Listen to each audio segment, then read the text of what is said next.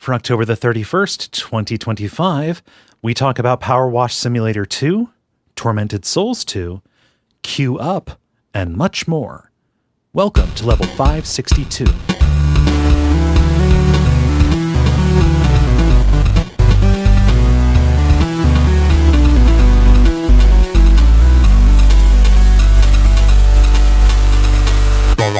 My name is Kaye Ross. I'm Dennis Furia. I'm Moxie. I'm Ben Merkel. And you are listening to The Level. It's a podcast for people who love video games. Kind of tripped over myself there. It's been a while. Did you almost call it a poo cast? No. I almost called it a people cast for pods who love video games. I mean, I would watch that media. Where Baba is viewing the podcast. Yes. A video cast for games who love people. Yeah.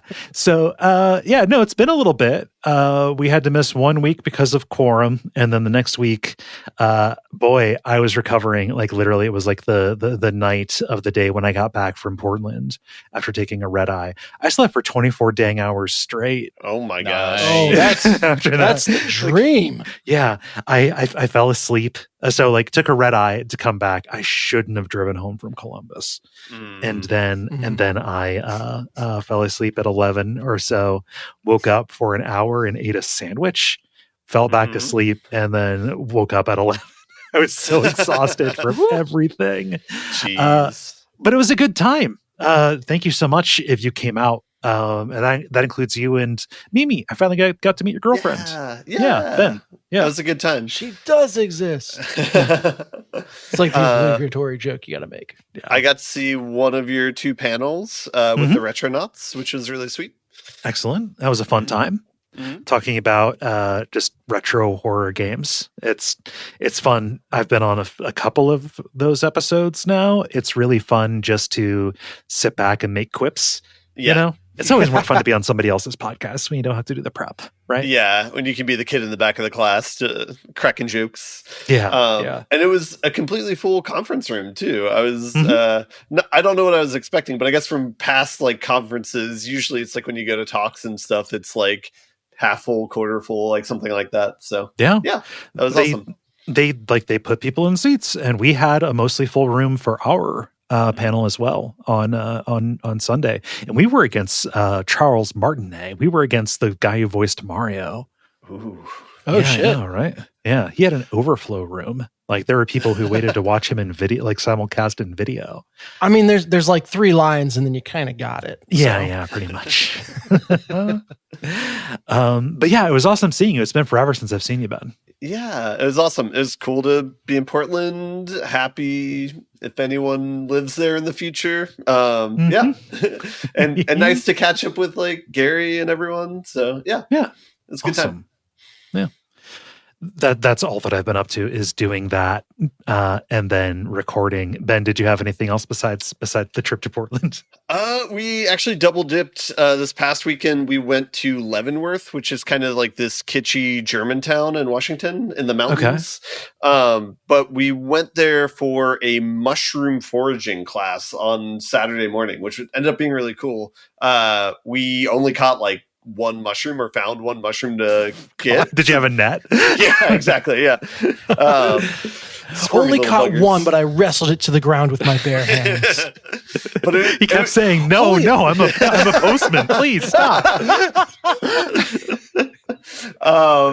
Anyway, but yeah, it was a good time. It was their 20th year doing it. It's just like kind of like a group of like foragers and like hippies that live in Seattle that do this one weekend a year.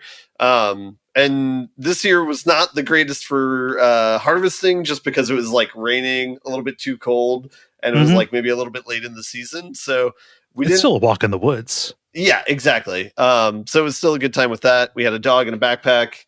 It was a fun experience. So we might go back in years to come. So were these the culinary type of mushrooms or the fun type of mushrooms? Yeah, we weren't sure going in because we found out about this from like a friend of a friend sort of thing. But it ended up being mostly culinary. They give you the guides of like which ones are edible, and you kind of use that to figure out which ones to pick.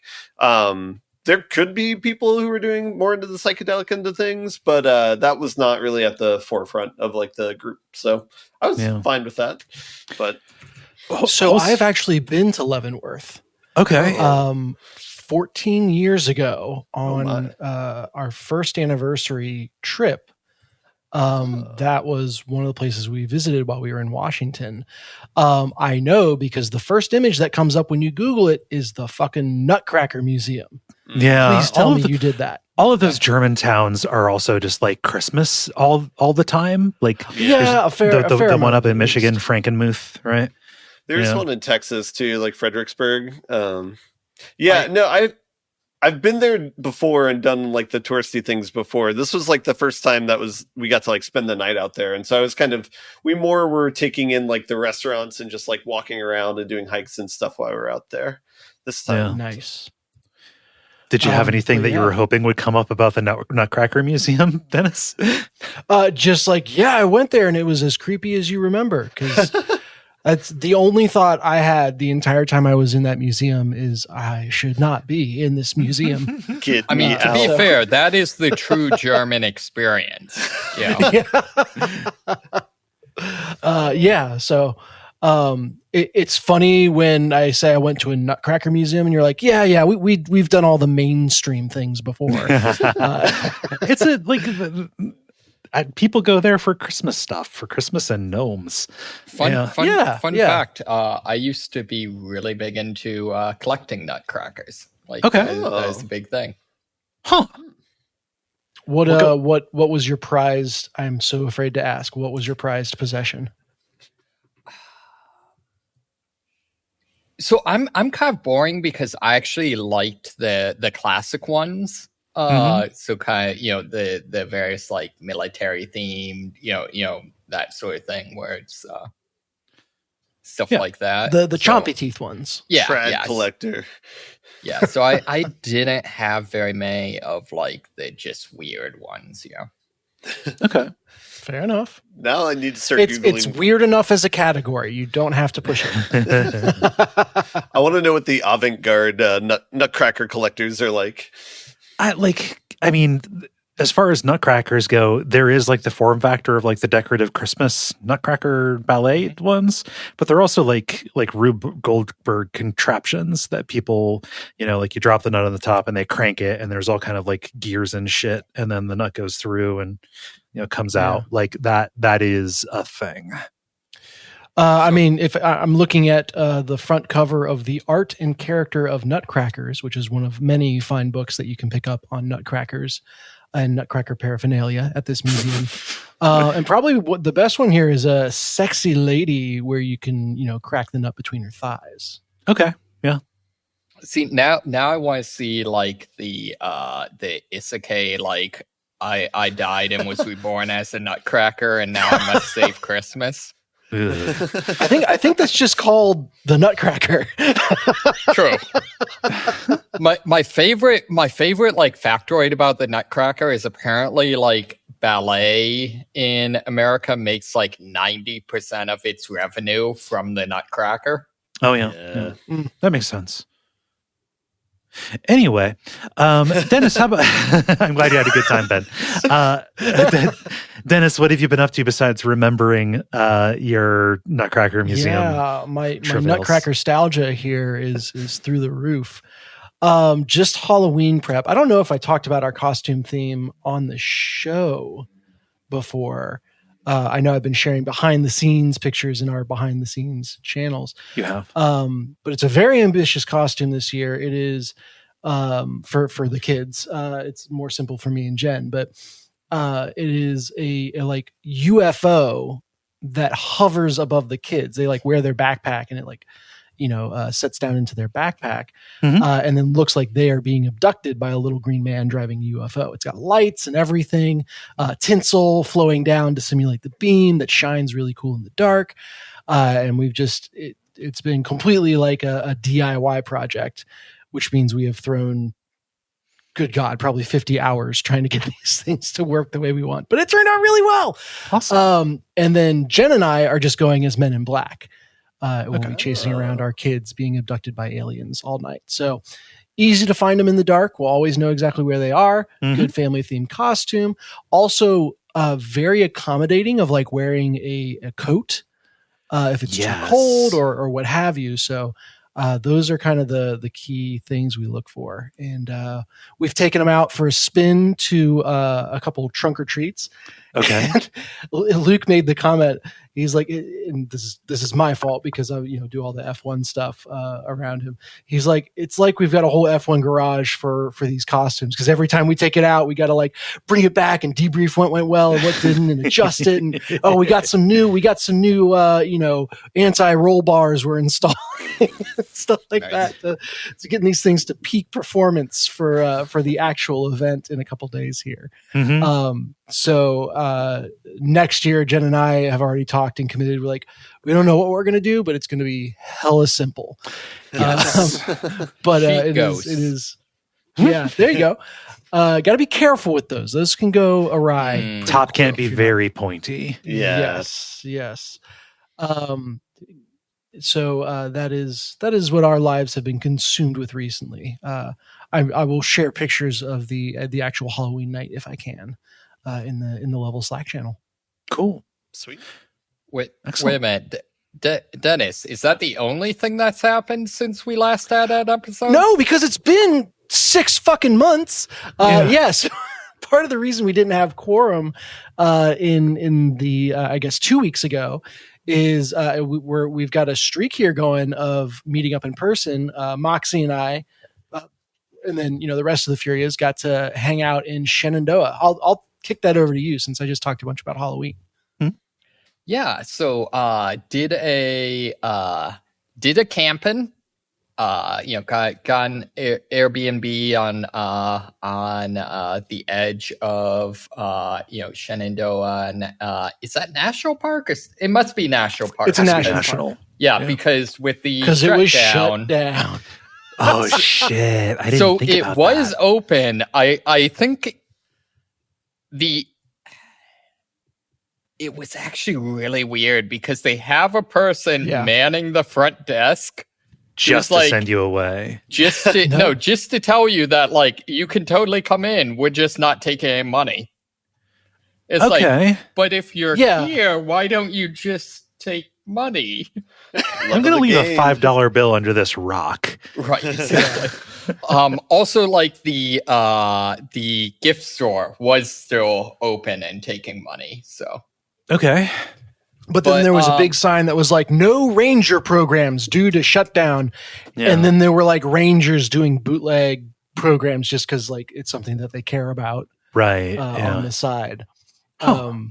But it's so crazy to see them like trotting out different animal furs like they were playing craps in the corner. You know? Just very, very, very shady, just park ranger style. But it was a really cool time. So it was pretty like cloudy and kind of rainy a lot of the days. Which I know Jen was kind of disappointed because she's hardcore on the like photography stuff. But so all the vistas looked like a white sheet. Well, I actually kind of dug it because oh man, you know that like picture they use for like every like cover of some like romantic, Byronic hero where it's like just the guy like overlooking the waterfall, and basically every photo was that. Okay. Which I think was kind of badass. Good for ambiance, bad for detail. Exactly. 100%. Maybe the Excellent story vibes. of my life, but but yeah, no, it was a really good time. We also did one of the weirder things I've ever done. Like, how would you describe it as like a farm theme park? Yeah, I mean, it was, I go to lots of family-friendly farm events, like a Blooms and Berries here in Cincinnati or whatever, where it's, it's a working farm but it's also hyper catered to the people that want to come and do berry picking or do a tractor ride or, a corn maze and all that. So, very, very heavy on the theme park-ish kind of stuff. Yeah, this was all like, I feel like there's no way I don't like weirdly undersell this, because it was all like weird, like, we built this like ride out of,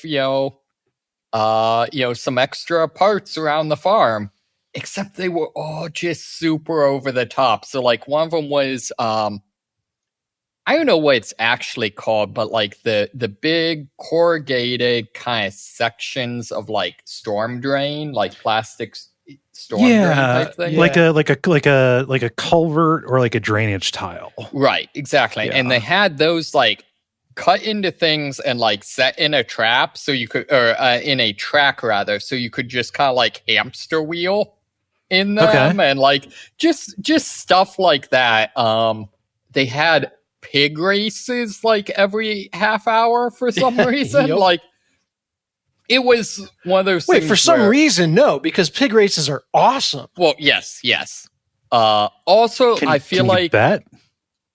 I don't know if you could bet. Who's asking? Yeah. Are you a cop? Right answer. Yeah. But yeah. So was a lot of fun.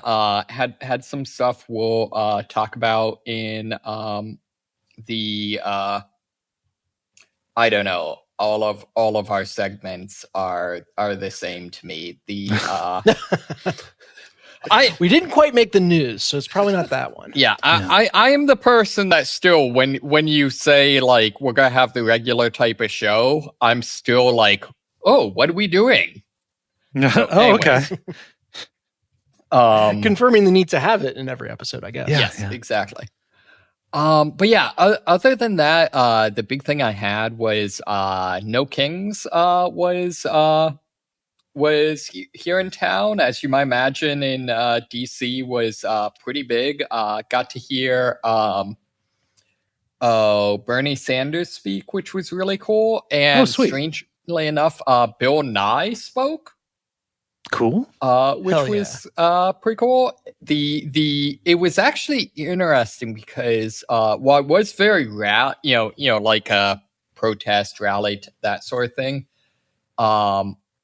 very well organized. Like every left-wing group you can imagine like had a booth. So there's like the AFL-CIO, and then the people doing mutual aid, and then the people trying to organize a tax strike, and then just all sorts of things. Also a lot of music, which was cool. And then just seeing people dressed up in all the random costumes is a lot of fun, as you might imagine. Tons of frogs, tons of inflatable animal costumes. I think my favorite sign was someone had a sign that just said "Only Elvis is King." Okay. Which That's the most boomer thing I've ever heard. True. I mean, good to have boomers out protesting, I guess. True. Yeah. Exactly. I think the strangest I saw, I mentioned this to Dennis, there was someone who had like a shirt that was like, kind of heavy metal band shirt looking, but was like the Grim Reaper surrounded by frogs that were obviously like the protest, frog, the outfit with the little neckerchief and stuff. It just says, "Me and my frogs will see you in hell." Okay. It's like, I'm not sure where you're going with that, but I appreciate the energy. But yeah, no, so just a really, really fun experience. Yeah, that's cool. I'm glad you had a good time. I didn't think we were going to be near any of the No King stuff in Portland, but there was like a little satellite protest right outside the convention center. Nice. And walking past it, definitely there's a certain amount of guilt. It's like, oh, here's this big, huge rally. like that is marking resistance to historical oppression, et cetera, and we're walking into the nerd nostalgia convention. It's my turn to quote Moxie and say a key ethos of the No Kings movement is prioritize joy. So true. You're doing just fine. Yeah. Awesome. Well, I think we've got stuff to talk about. What with the regular kind of show where we have to do, whatever segments. Sorry, I'll be specific. Wow, Moxie's going to be at sea this podcast.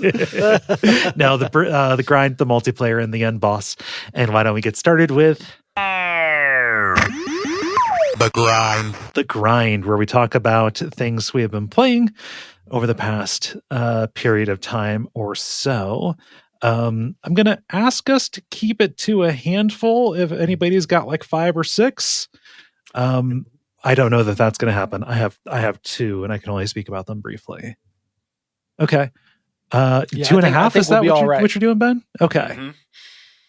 Mm-hmm. And Moxie is giving me a random readout. Okay. Who has something new? Ben's hand went up first. And I got two newbies. But I'm going to start with the half old one. Okay. I'll just real quick talk about Nine Kings. Yeah. I'll real quick talk about Nine Kings because I played that for a little bit more and I pretty much hit a finishing point there. Nine Kings is what they call No Kings in Germany. that is very true, actually. I should just move past. I feel like that's a good cap off. That's better than anything I can say about that game. I'll just say I enjoyed what I did with that game. There's some good combinations, but I think I'm done with it. But it was good for what I played with it. So take it from there. I think I posted my achievements in the backstage and on the main level page. So anyway. Okay. I think my favorite part of this game is just the weird, the next you just unlock the king of existential dread or whatever. So what is the weirdest king in the game in your opinion? I think the last one's time travel, like where you kind of mess with the order of things. Because normally it's like 32 rounds, if I'm remembering it correctly, 32 or 33. And so with the time stuff, you kind of fudge it around so that you go back and redo rounds that you've done before or kind of mess with things like that. Oh.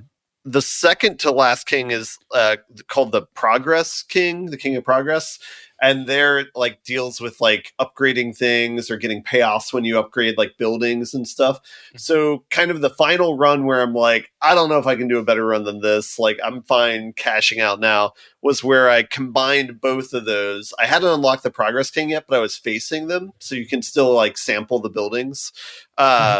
And so what I was able to do is I had a cross section of lab rats, which are a unit type where if one of them upgrades, then if anything adjacent to them upgrades, then they upgrade.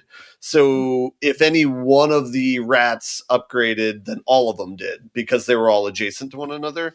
And then I just kept getting these time loop buildings where it would set it back rounds. And then I would basically be upgrading things every round from the progress thing. So I kept getting portals that would get upgraded that would send me back rounds. So I think I had plus 10 rounds. And then I think the rats that were leveled up to 999 or something like that. Normally the cap is 3 in the game. So you were in for damage calculation. You were into E notation. I think so. So it's so very satisfying to be able to break the game in that way, and it felt like a very unique combination that you're not going to get every time. So appreciated that, recommend it, but it's it's a good bite-sized game if you're into that sort of thing, where you're trying to find broken combinations. Anyway, that's all I'll say about that game. Thumbs up. Moving on to other stuff, both in the segment and in my game playing. The next thing I have is just a demo that I played. It's something that's going to come out sometime this year, but it's a game called Q Up. It's spelled Q-UP. This is a strange but pretty awesome game where it is satirizing esports, where you're playing an esports athlete and the game is flipping a coin, best of 3 wins. Oh, okay. And to the humor of the game, they're very adamant about this is a fair coin toss. Like there's nothing, we're not doing any fudging of the RNG behind the thing. We are flipping a fair coin. And if you win, you win. If you don't, you don't.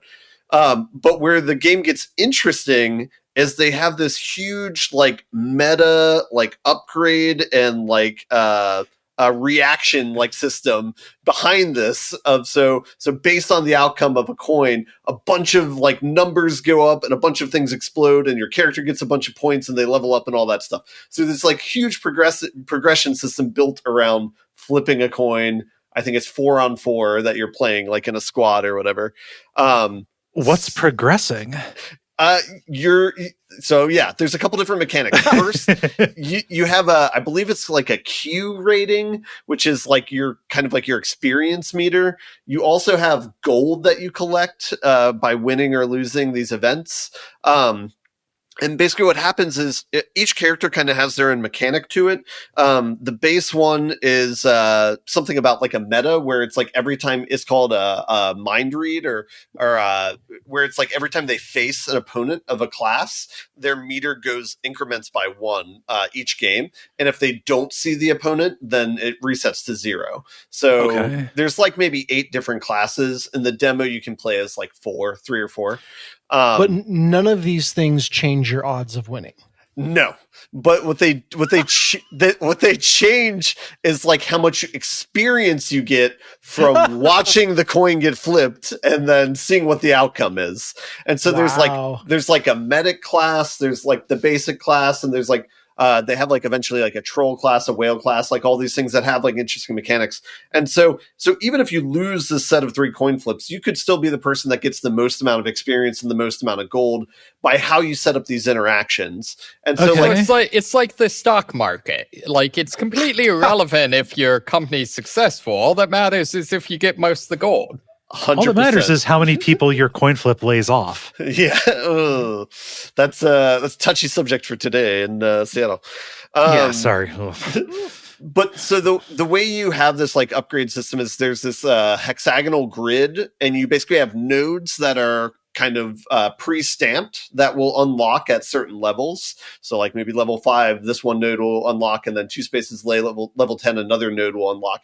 And each of the nodes will have a random rule with it, where it's like on a win, activate a random node next to this, or on a loss, like activate something 2 away, or get 50 points or something like that, or do some sort of meta progression. You gain 10 more experience on a loss, like permanently, that sort of thing.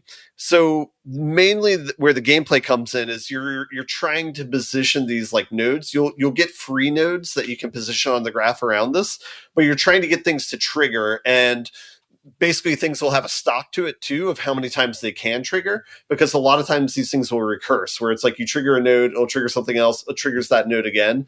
So because there's a stock limit, like something will only trigger 2 times or 3 times or something like that. But you're trying to make that number go up. So with your experience, like as you like accumulate things, you can upgrade each of these nodes so that they do more.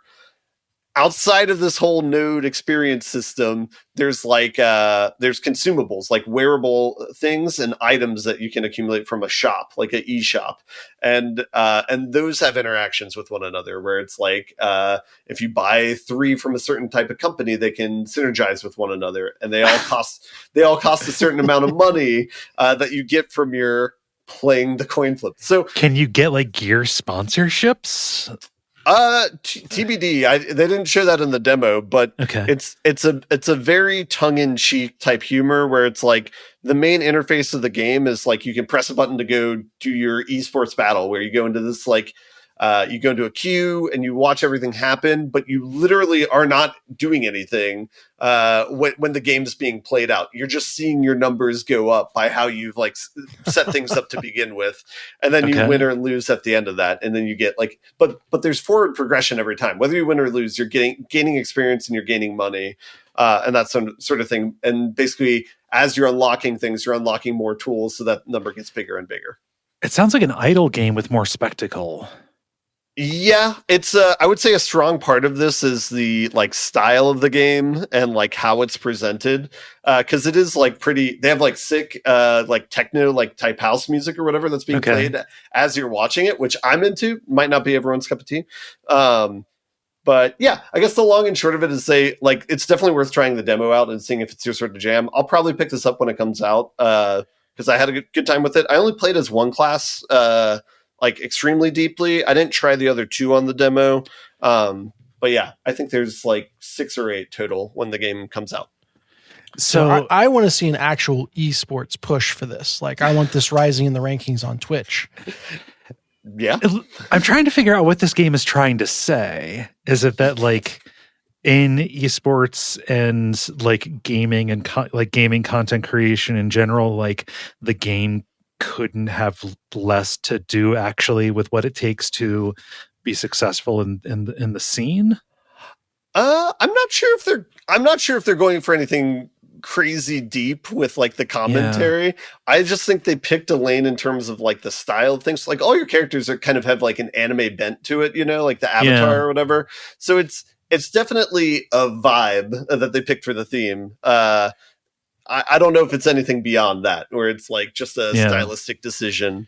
Like the Steam description says, it's 1 part clicker, 1 part multiplayer strategy game, 1 part demented capitalism simulator, and 100% completely random.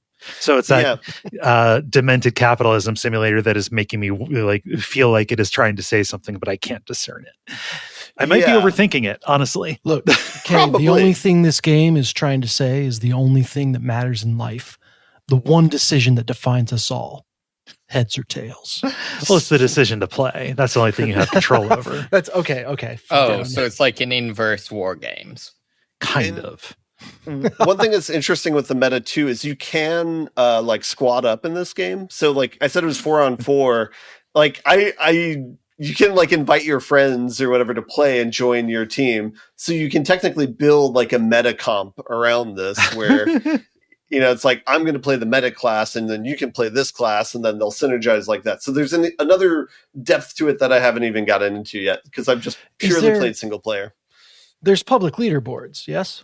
That I'm unclear about because like, I'm not sure if you're playing robots or humans when you're doing it, or it's like, even if I think it's humans, and at most it might be like copies of what other humans have built, you know, and you're just seeing like a copy of that, like a ghost of that. Yeah, like it's not like real time. Yeah. So, but I don't know. I just like that you can play as the Goblin Girl. That's I support. So that's the important things. That's the troll class, and the description for it is: we tried as hard as we can to make this the worst design character as possible. Like they're just going in the other direction for it. Yeah. Anyway, it's definitely worth a try for playing the demo, in my opinion. So if it sounds of any interest to you, queue up. Yeah. And also look at the videos of this. Is very important to say when you say there is a whale class, it is important to understand that is literally you are playing as a blue whale. Yeah. Yes. It's both literally a whale and also like the way to unlock it in the game is you have to spend a certain amount of gold in game. So that's like the joke. And I think there's like a streamer class as well. So like a person who streams, you know, like that's, anyway. Anyway, I think I'm going to save the other new game I have for next week. Okay. Because it is big. And so I'll leave it at that for this week. Cool. I've got 2 newish things that I can say a bit about. Go for it. I played the opening missions. I don't know what you call them, of PowerWash Simulator 2. Nice. I stream them for patrons because one of our WAF last week was a day late, and wanted to make it up to people. So yeah, I streamed it. Boy, is it more PowerWash Simulator. Tell me why you can never go back to 1 after playing. Yeah, that's what I want to know. So I'm not entirely sure that it's not going to do one of those things that a few games have been doing, which is like you finish it, like you finish the campaign in this, and they're like, oh yeah, and here's the stuff from the first game too. Have fun, you know. So I don't know that I will have to go back to the first one. I have only like started like at the start. It like it's a bunch of stuff that is, you know, like what you do in PowerWash Simulator 1. There are a couple things that are different. You know, like the first mission is you're cleaning a truck. I forget what the second mission is, but the one that I finished on, you go and you think that you're cleaning a bench, but then you notice that like your progression complete is only like 20% done. It turns out it's like an automatic bathroom that like lowers into the ground when it's not in use, and then it raises up, and then you have to clean the outside, and then after you clean the outside, it opens up and you have to clean the inside. So like it has these like multi-stage, like more is revealed as you go through it kind of thing, which I could see being ridiculous, if that is as ridiculous as the opening is. Could be worse. Could be the automatic closet. Automatic closet? What?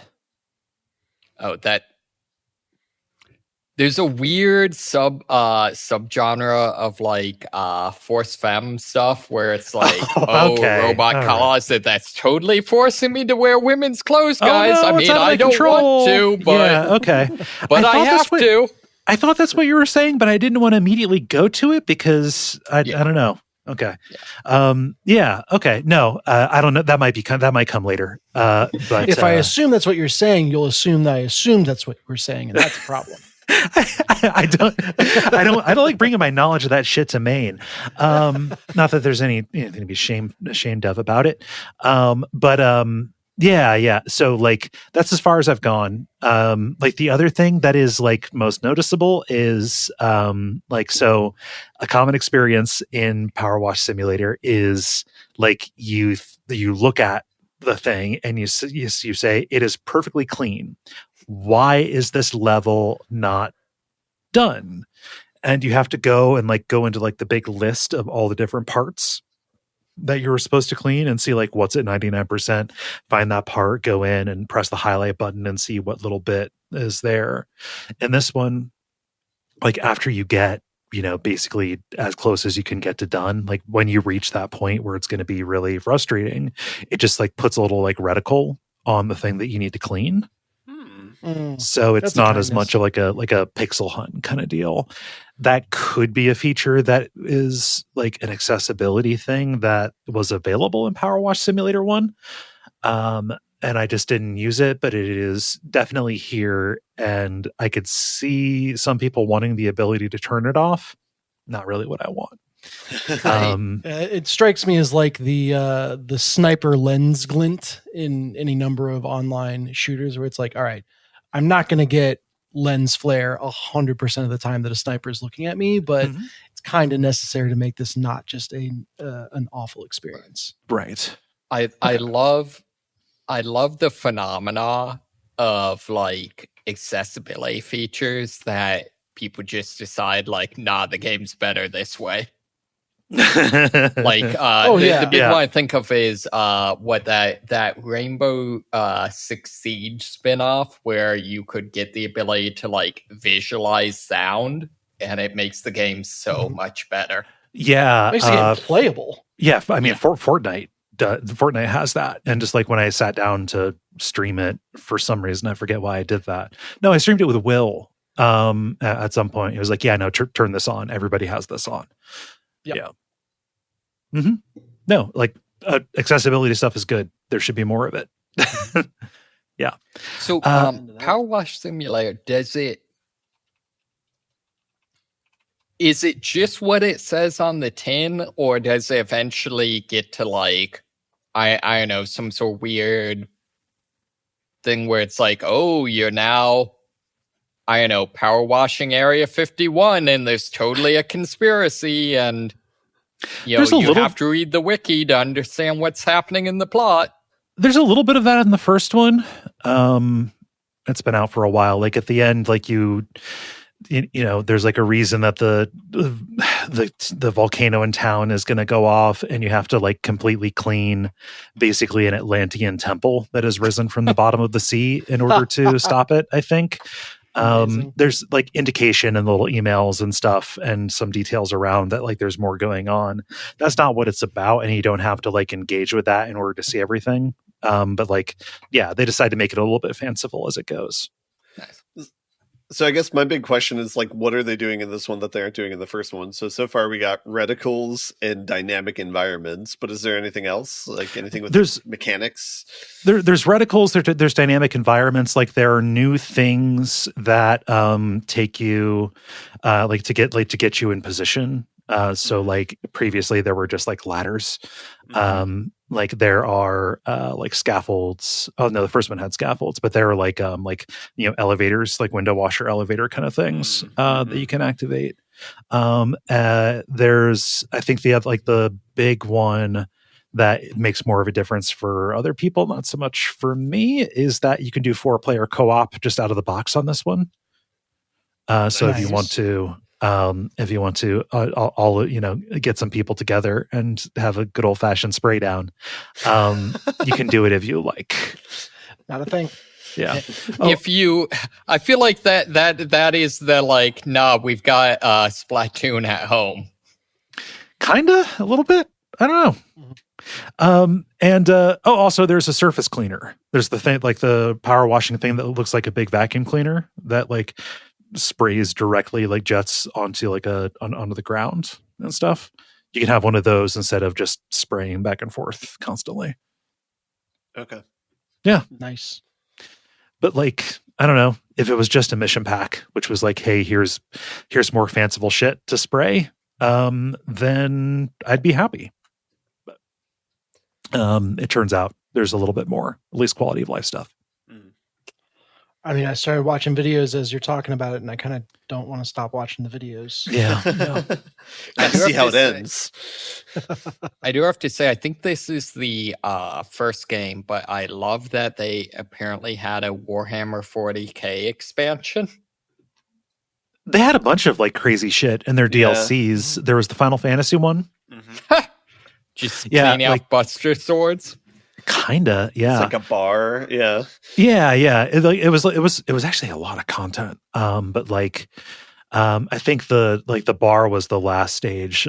Cleaning Seventh Heaven, the bar that Tifa runs. But there was also like cleaning the big scorpion robot that you fight at the beginning of the game. There's like cleaning the lobby of the Shinra. Of the Shinra headquarters, like either right before. Hate that place. Either right before or right after the big raid that comes in.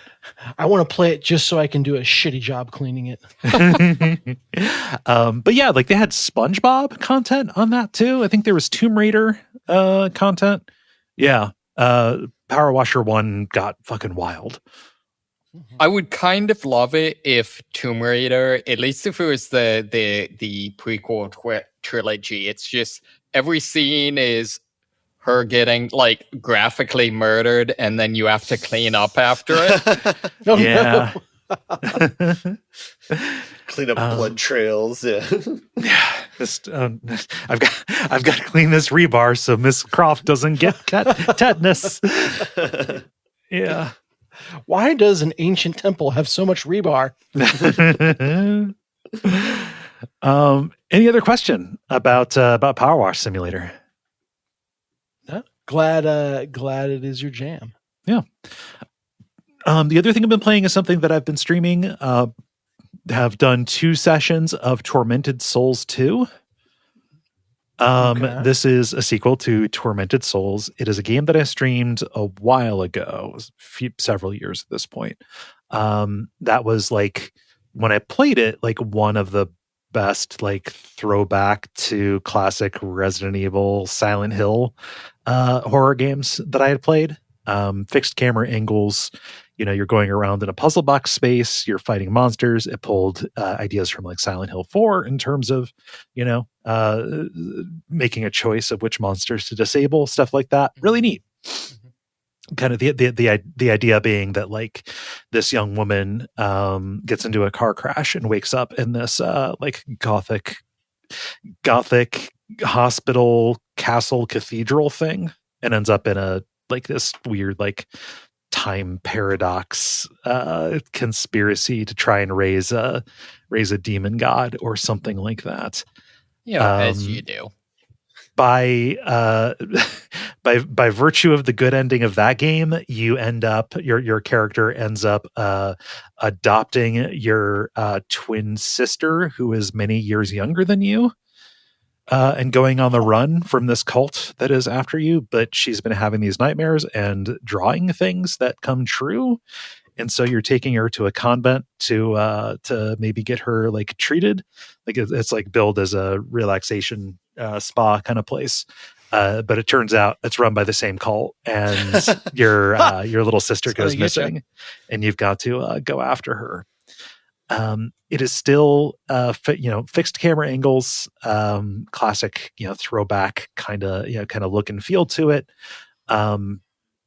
And you are at least so far, I'm just in the convent and solving some genuinely pretty tough puzzles. Yeah, that was the thing I noticed is when you first started playing, I saw what you're doing. I'm like, oh, okay, this is like, survival horror puzzle, get the, blue gemstone and whatever. But no, those are actual puzzles. Yeah. Like really, really tough stuff where you have to like, I don't know, like using a bunch of different kinds of reasoning, like spatial reasoning, like, okay, how do I turn this series of symbols into a code that I can use? Some stuff like that. Like it's not, the Witness style puzzles or anything where it's going to be like, oh, it's a real kind of deal, but it is like punching above the weight of the usual adventure game puzzle, which is search until you find the correct thing to combine with the thing that you need to accomplish what you're trying to accomplish. There's that stuff too, but there's enough like actual serious kind of puzzles. Feels like good. Is it like akin to like 90s like point and click things where it's like I need to break out a notebook and like write out all the possibilities? Or I definitely had to like write stuff down in order to interpret some of the things that I was trying to do, and that just kind of made it easier. Yeah, nice. I gotta say, this game like looks it looks really good graphically. Yes. Like I don't know what this was built on or what have you, but it's like it's not hyper realistic. There's a bit of stylization there, but just like everything, I don't know, looks really, basically as close to Uncanny Valley as you can get without falling in. Is maybe the way to say it. It's a gorgeous game. It looks really good. It is very detailed. The environments are very maximalist. The shadows seem to be very well utilized. The lighting is fucking wild, although that is to its detriment to a degree. Oh no. Yeah. So like the language of video games is for light to draw your eye to things that you are supposed to interact with. Like that is one of the most basic, subtle ways to guide somebody without them realizing that that they're being guided, right? And this, a mechanic of it is if you stay in the dark for too long, you die. And so like you always need to carry like your like light source as a lighter, and you can like light candles to give yourself a little bit more kind of like leeway. But your character oftentimes in a scene is the only source of light that is available. With the heightened level of detail and the very extreme use of light and shadow, combined with the fact that you are the moving source of light, there were a lot of times where I thought that I was stuck, and it just turned out that like I literally couldn't see that I could go to a place and interact with it. Like when you're near something interactable, a little interaction prompt comes up, but you got to be pretty close to it. And so I got kind of screwed over a couple times with that. Huh. Sounds like flashlight over lighter might be the way to go then. Might possibly be. Yeah, directional light. But also, like, it doesn't put the light around you. I don't know by what mechanic in the story or the cosmology the shadows killing you operates. Right? Interesting is that's not diegetic. It's just like if you're in the dark, you get too afraid. And I'm sure there will be an explanation for it. Okay, this is pre finishing it all the way. Yeah. Got it. I've not beaten it. It'll probably take like 4 more sessions, something like that. 2 more weekends. Combat is pretty bog standard. The enemies are real cool looking, kind of flesh Frankenstein hybrid, like mannequin kind of deals. There's one very fun one that is like a spider monster with a human torso and like very, very long fingernails, and it always like drops out of nowhere and goes and then like walks clacking at you with the long fingernails up, just like doing like which sounds goofy, but like when it's coming right at you, it's a bit much. Very affecting. Yes. But yeah, it's, very limited ammunition, very limited health. It does something which I'm a little bit annoyed by, which is, and this has been the thing for a few different survival horror throwback kind of games. Original Resident Evil, you had, not only did you save at particular spots, in Resident Evil's case, it was the typewriters, and you had a usable, like a finite consumable item, the ink ribbon, as a way to limit your saves. In a lot of throwbacks, they use this system. But if you want to play it where it has auto saves and, or even just unlimited saves, you have to play it on easy. And if you are somebody who is streaming and doesn't want the easier combat or maybe possibly even easier puzzles, but you want to be able to save so you don't have to redo a bunch of stuff, there is no way to say, I want regular difficulty, everything else, but for fuck's sake, let me save when I want to. You know? So like I ended up having to redo a bunch of stuff because I didn't want a compromised experience. So that is a bummer. I wish that was like a toggle. Again, going back to the accessibility stuff from PowerWash Simulator 2. A bit of a bummer at design fail. So give your player as many options as you can. Right. Yeah. And the argument of like, oh, it's to a specific effect, et cetera, only goes so far. It's still a game I want to play. How you want me to play it is one thing, and how I would like to play it is a second thing. Yeah. So the reviews I'm reading on this, it sounds like it's got some pretty big like body horror elements. Oh yeah, you wake up like pin-cushioned with really thick needles, like pinned to a bed. The enemies are really body horror-y. So are the bosses and stuff too. I'm not sure about other things besides being pin-cushioned that happen to your main character or whatnot. But yeah, being pin-cushioned is pretty bad. So yeah. Well, the thing I'm reading is saying like you start out like traked and with someone stole your eye. That is Tormented Souls 1. Oh, that's 1. Okay, my bad. Yeah. And this one, your character does not have her eye. That doesn't get resolved over the course. Although it possibly... That's a spoiler. Are we saying pincushion is an escalation from traked and losing an eye, or is that a downgrade? Traked and losing an eye is pretty big. I remember being pretty about that. Just her, it was definitely a way to start the game. Are we saying tranked as short for tranquilized, or traked as in someone performed a tracheotomy? Tracheotomy. Oh no, you're not traked. They're like you don't have a stoma or anything. You can talk. Okay, that would be seriously horrifying. Yeah. No. No. It's just the eye. Is what I remember from the first one. I was definitely hearing traked. Yeah, so same. The thing I read definitely said tracheotomy. That may be apparently incorrect, but I don't know. Maybe that is a case in this one, but the eye removal happens in the first game. Oh, okay. Yeah. Sweet. Curious to finish it out. I have enjoyed the time that I've had with it so far, the needing to redo some stuff aside. Yeah, I don't know. A lot of games are do the survival horror throwback. This is doing it, I think, with a very good eye. Like the best ones that are like mechanical observations of what survival horror games felt like are like Tormented Souls, Signalis, and weirdly My Friendly Neighborhood.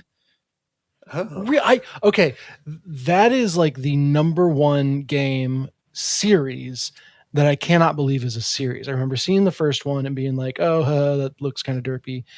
And then they just kept on happening.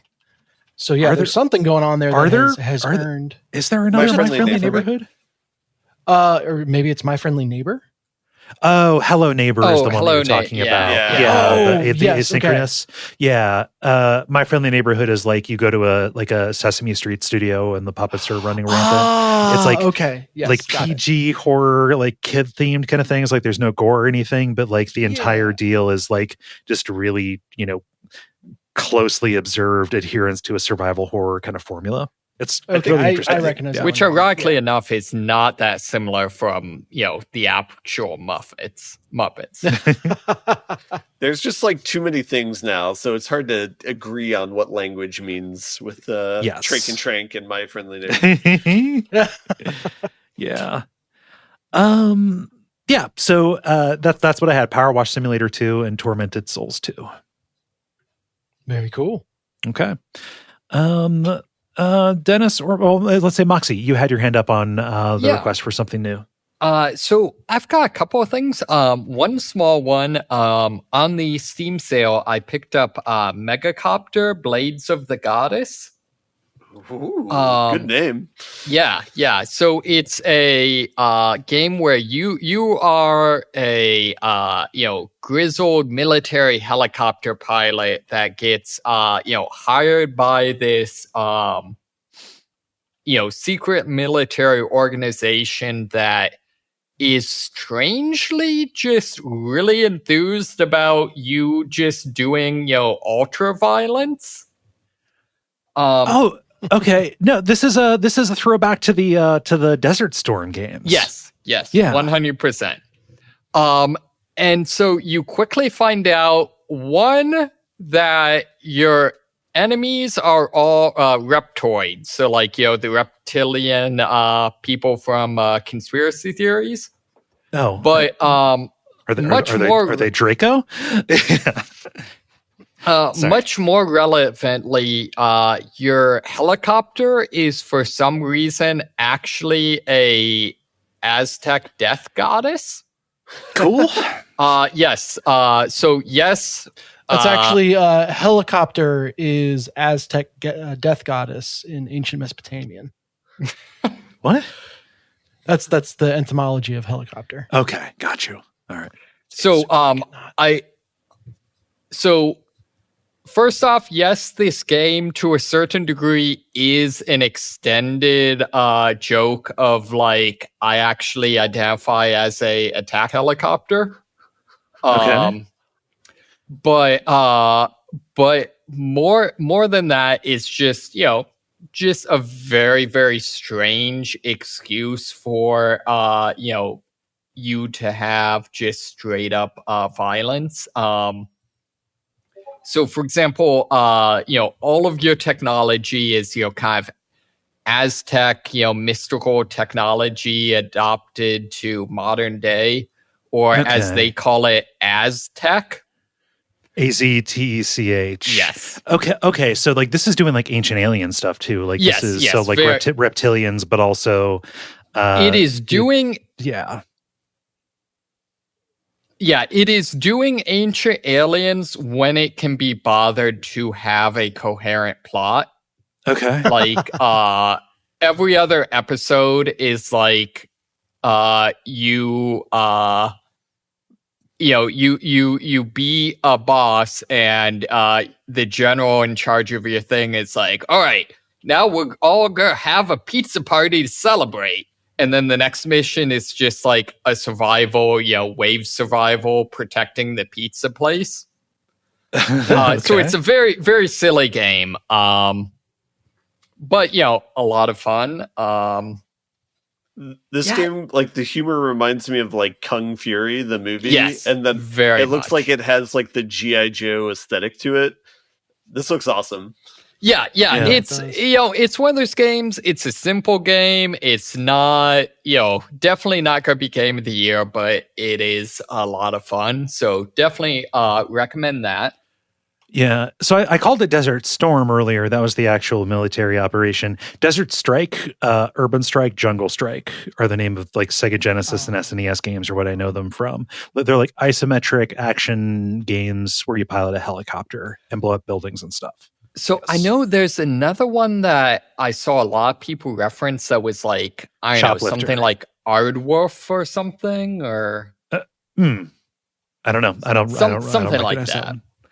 From a gameplay perspective, probably the weirdest thing, not bad weird, but just weird, is, it is in a lot of ways a twin stick shooter. But it you only shoot to where your reticle is. It's not like you're just shooting in a direction. Oh, weird. Yeah, I'd be interested. I need to go back and check out some of the games this is kind of inspired by. I'd be interested to see if that was like a part of those games, or if that's just a decision they made. Not bad. It works well. Just a little bit different than what I was expecting. Yeah.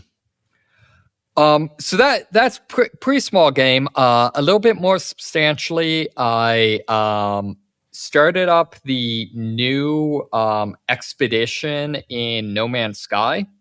Okay. So if you aren't familiar, expeditions are kind of similar to like their seasons in like a Diablo 3 or something like that, where you start a new character and you're in a set scenario and have a series of challenges to complete, and if you complete them, you get unlocks that you can then use in your main game.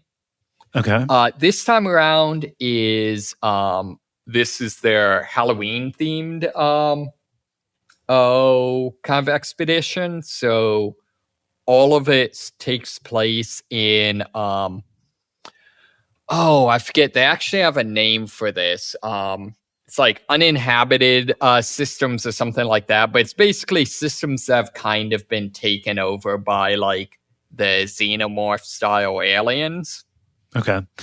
They added those with like ghost ships and stuff too, right? Like you straight up go into other ships that are infested. Yeah. Yes, exactly. And their most recent expansion is the ability to build ships Lego style, a la was it Starfield or whatever?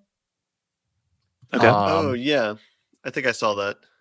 Yeah, which is really well done. They do a great job of, it's like 50%, just aesthetic, like, you add wings and antennas and stuff like that because it looks cool.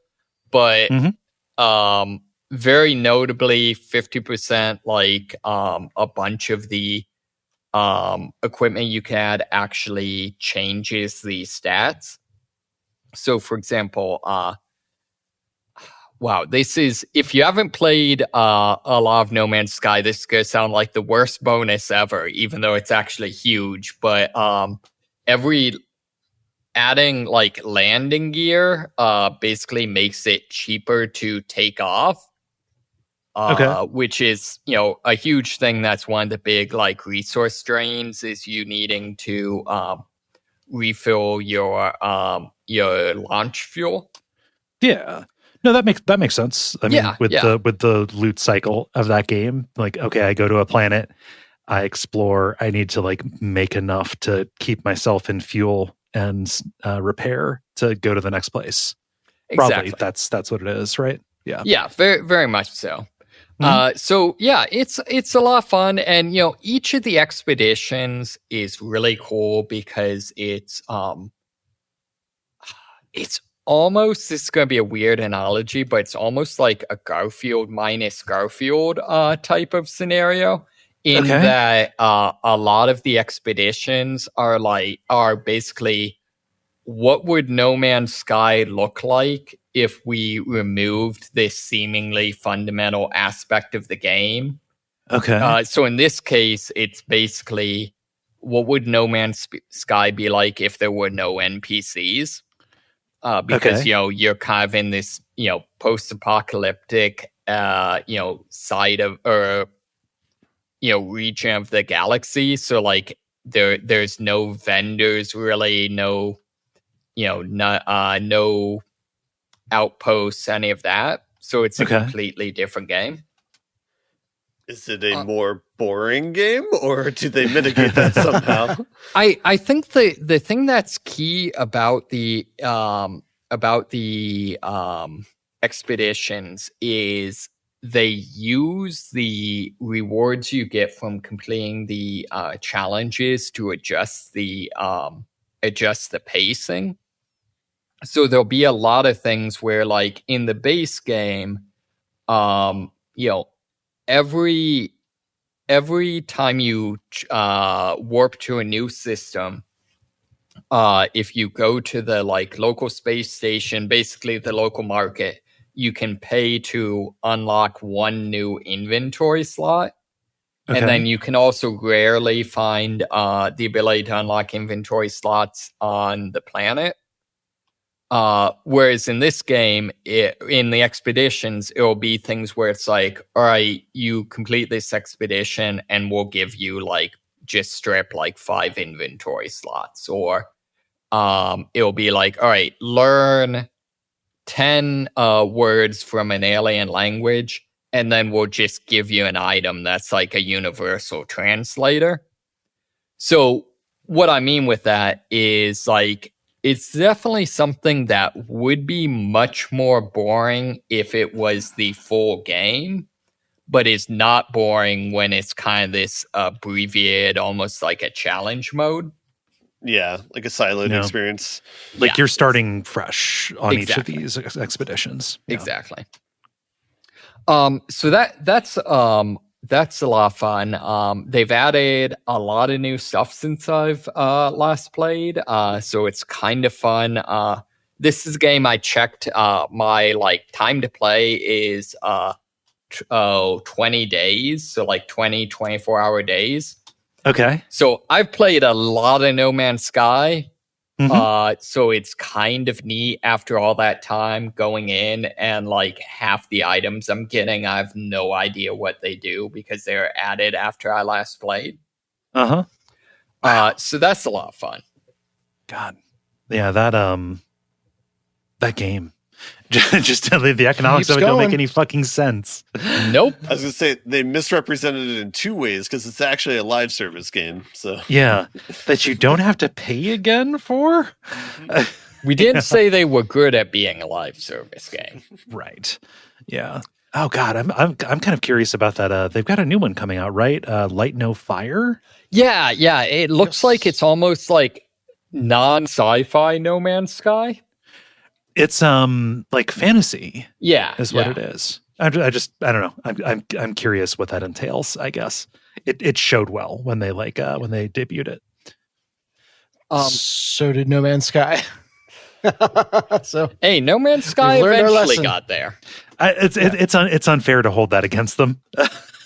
Yeah, and I think they'll do a much better job the second time around. And clearly they have done more than enough to make up for initial mishaps that I don't think were malicious. Yeah. So other than that, the last thing I played was Hades 2. Okay. I'm not super long into it. I've gotten to I beat the first boss and gotten to the second boss, I think, once. But yeah, I mean, I don't quite know what to say because it's very much it is a very, very good game on the one hand, but it is also, hews fairly closely to the original, the original Hades. Okay. Still very much lives and dies by, the different characters and their dialogue and the personalities, that sort of thing. And that is the thing that I saw people complaining about, but not with enough specificity that I could inquire about it. Yeah, I mean, I don't know. It's hard to say because I'm probably like very strongly the target market for this. So like, to me, it's mystifying why you would complain about more of that. But I'm sure there are people for which that is like, very cogent, kind of criticism. Yeah, I think so far I've only unlocked 2 of the weapons. You start out with a kind of a spear weapon that honestly, to a degree, to me seems pretty samey. But then you very quickly unlock dual blades, which at least so far is my jam. Okay. I think in terms of characters, my favorite so far is you have a ghost that haunts your bedroom. Okay. And is usually the first like NPC you see after each run. And I think what makes the character so endearing is just, she is kind of, positioned as being kind of your friend, your confidant, that sort of thing, but also is straight up like doesn't care that much about what you're doing. She's an unashamed freeloader in this area. Yes, like straight up, she lives in your bedroom, and like when you give her the first time you give her what is this? The ambrosia, that's like the thing you give to like kind of unlock NPC relationship, that sort of thing. She's just Nectar like, oh, you don't need to do that. I can ambrosia. just take all your stuff when you're not here if I want. Similarly, like the second boss is was it one of the sirens, and just straight up like has a rock band. Which is adorable. She is maybe not a siren herself, but has a rock band of sirens. Yeah, it's was it Scylla, which is one of the monsters that Odysseus has to get past. Yeah, it has to get between Scylla and Charybdis. Right.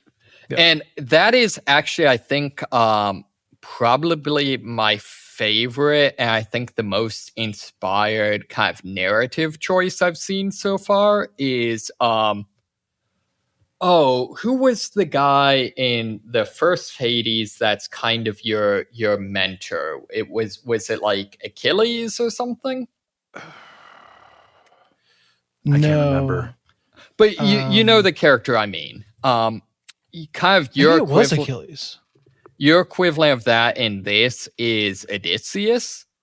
And the thing that's great about that is like the Odyssey is basically him doing like a whirlwind tour of like almost all of Greek mythology.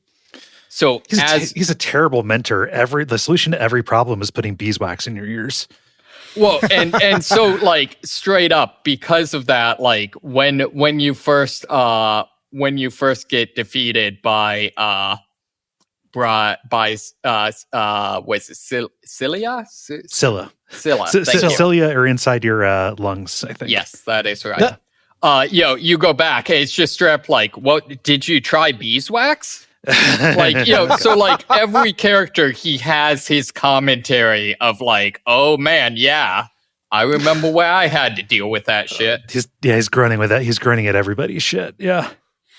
Yep. So, Another one in terms of just making a character that is really tragic in mythology, very, very cute, is Arachne. It's just this adorable little spider girl that like gives you armor to wear. Basically like new outfits that buff your stats. Okay. But yeah, the whole thing's really good. I do have to say my secret hope is if they do an expansion, or I'm hoping I would love to see Nemesis is one of the characters that's, kind of the goddess of vengeance. I would love to see them an expansion. Nemesis. Yeah, an expansion where it's just her getting revenge for all the numerous people that the gods have screwed over throughout mythology. Oh, that would take forever. We ain't got the time. I had a question for Moxie. Arachne, do they not trigger arachnophobia for you? She is adorable enough that she does not. No. All right. It's when you slide the cuteness bar all the way up to 11, it helps a lot. Mm-hmm. So yeah, Cool. That's all I've got. So I got credits on Hades 2. Okay. Just a couple days ago. So not finished with the game by any means, but good ways into the end game now. This is probably a perfect little alley-oop. Cool. Because what I will say is I think Hades 2 absolutely sticks the landing. Okay. And one of the things that I really love about their characterization, which, as we said, the game kind of lives and dies on all these gods and demigods and Greek characters, is that it is a fan of every character portrayed without glossing over the very clear flaws that they had in the ancient myths. So like talking with Odysseus, and he's this very charming mentor that has commentary on all the people that you go up against. And then he talks about like he was on his way home to see his wife and kid, and then got waylaid and had a year-long affair with a random witch that he encountered. Like and doesn't try to hide that or explain it away. It's like, yeah, these are all flawed people. The game raises several very good points, particularly through Arachne, of like, yeah, like you're here, Millennium, the main character, doing the bidding of the gods and fighting so hard to protect your family that are kind of objectively assholes to a lot of us mortals. Yeah. And that factors in. So, it handles all of the gods with a ton of kindness and with a lot of color without glazing over just how problematic is the wrong word, but like how complicated and how much they fell short in Greek mythology. So I very much appreciated that from a story standpoint. Cool. Humanizing the gods. Really, it is. They were already pretty humanized in Greek mythology. Yeah. Yeah. What I will say blew my mind is the number of different characters that were voiced by Logan Cunningham. He did Poseidon, he did Polyphemus, he did just a whole list. Homer, like the main narrator, Hades. I couldn't believe there was one person that did all these different voices. Granted, for a lot of the gods, it's like, Hades, Zeus, and Poseidon are all brothers, so it makes sense a little bit. But even in like the way Poseidon delivers lines in the second game, you just hear so much underlying stress in his like over the top positivity that he had in the first game, his boisterousness. And yeah, so kudos to Logan for teasing all that out across many different characters. This is the narrator from Bastion. Yeah, from Bastion. Oh, really? And, Yes. Okay. And he was the voice of Transistor in Transistor. Yes. Yeah, this guy crushes it. Yeah. So yeah, the game very much delivers on that front. I can say with confidence. I will say the like story setup for the end game feels a little shakier than Hades did.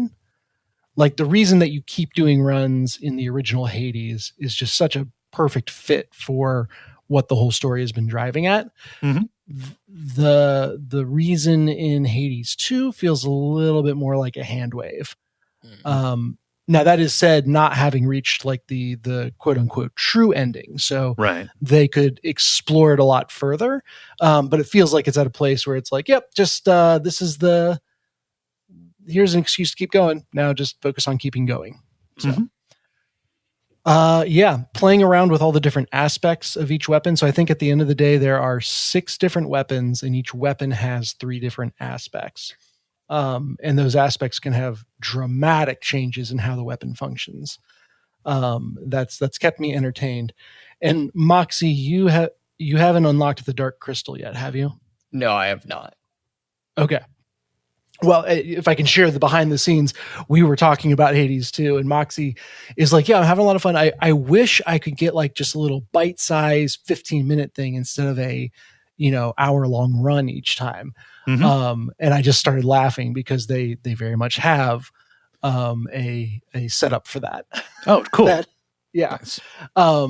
That feels in equal parts. I think the first time I talked about it, I said you can go down, you will also eventually go up, and it felt like there was a third way that wound up being not what I thought it was, but this Dark Crystal is kind of that third way that is a little bit more bite sized. It's kind of like challenge runs. Oh, cool. That's cool. Yeah. So damn, this is a good game. I think I'm at 80 hours, a little over. Nice. To get through to the credits and like a couple of runs into the end game. Mm-hmm. This is a game that I don't think you would get tired of anytime soon. So, good stuff on Hades 2. Yeah. I like the meta state of games right now where Silksong made an iteration that's like a sequel to their first game, and everyone remembered how frustrating Hollow Knight was. And then Hades just did an iteration of what Hades 1 was, and everyone remembered how much they loved Hades. And then it's like, Oh, I thought you were going to say everyone remembered how horny Hades was. That too. They could go hand in hand or hand in something else, but... And they made they made a follow-up to Monster Train that does what Monster Train does, and everybody's like, man, Monster Train's real good. Yeah. Friends, are we surprised by how sequels works? Is that what's happening here? Yeah. No, it's just a good year. Like it has been a good year specifically for sequels to games. Okay. From roughly that time. Yeah. Yes. That is very fair for sure. Yeah. Something I really like is, and I think the first game did this, at the end of every run, if you're successful, you get a chance to look through all of the different boons that you unlocked and like pin the ones that you want to put a little star by. And then when you go back and look at your records, you can see those highlighted, like, here's what was really important to this build detail. So cool. So it's easier to learn like what worked. Yes. Yeah. And that is very fun to browse back through and just remember all the crazy builds and runs that you've done. There's also like in-depth stats that you can look through on like what has been used in the most successful runs, what has been used the most times overall, etc. And it definitely highlighted some boons to me that it's like, I never really thought like this boon wins runs for me, but it kind of shows up in most of my successful runs. Yeah. Maybe I need to make sure I'm taking that. That's good. So fun build crafting there. That is something I'm still very much figuring out because like I definitely like have figured out in terms of when presented with options, I can generally make an intelligent choice of which of the god abilities I select. However, in terms of like going specifically for like, I'm gonna try to get this god's boon or whatever, like I pretty much just, either choose random or choose who I find most entertaining. Yeah, and some of that you just need time on task to get familiar with kind of the pool of what's out there. One really cool thing is that you've probably unlocked the ingredient forget-me-nots. Does that ring a bell? That sounds familiar. So you can, as you're browsing like the different recipes that you can make in your cauldron, and you just push a button to star that, and then it will have a little icon when the needed ingredients show up on one of your runs. Oh, that's good. Nice. Because so many times in the first Hades, it's like, oh, I need just a little more of, blood or darkness or whatever. I forget what the materials are. Mm-hmm. And then just because you get into a run and kind of forget that what you're doing at the macro level, you finish the run and realize you didn't get the one thing that you started the run to do. Right. That's good. So this cures that, but then you can also unlock the ability. You get a list of all the gods' boons and what's required to unlock them, and you can put the same little forget-me-not tag on a desired boon. Oh, I guess I didn't realize that there was some sort of like unlock or requirements for them. That's interesting. Yeah, well, and it is it is something that you unlock through your cauldron, which is nice because it's, again, stair-stepping you into the complexity of the game. It's also a negative because here you are wanting this thing. And a couple of times now it's like, man, I wish the game just did this, but you just haven't gotten to the point in progression that unlocks it, which really, like, I wish there was some way to kind of, once you understand the game well enough to need a thing, you immediately have it instead of hoping that when you understand and want it, lines up with where they placed it in progression.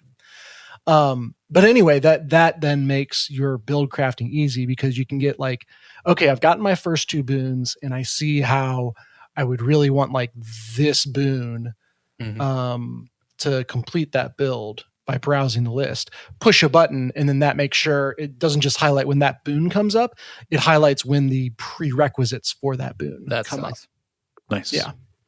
So yeah, they've done a lot on the kind of UI side to make things easier for you. So this is entirely just irrelevant, like, I don't know, my weird whatever, but the one thing that bothers me about the game is I really love the kind of the witchcraft emphasis and vibe they went through, especially around Halloween, but it just weirdly bothers me how anachronistic a lot of it is.